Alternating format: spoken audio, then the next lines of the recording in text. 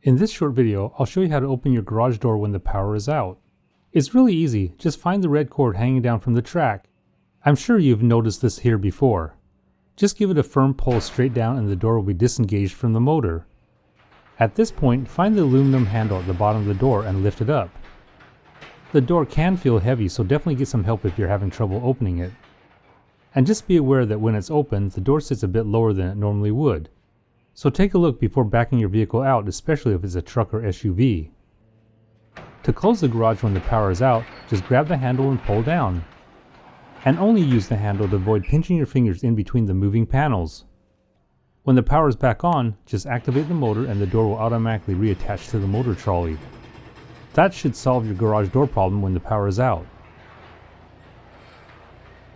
But what if the power goes out when the garage door is open?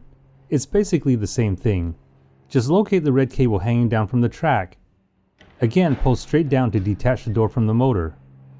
Then use the handle on the bottom panel to pull the garage door all the way down. Like before, only use the handle to lower the door to avoid injuring your fingers. But here's something to watch out for. Sometimes the latch gets stuck in the down position on the door arm. To fix this, just wiggle the red cord a bit until it flips back in place. When it's stuck in the down position, there's no way to get the garage door to reattach to the motor. Usually this isn't a problem, but I did run into this issue while shooting this video. And the rest of the process you should already know how to do.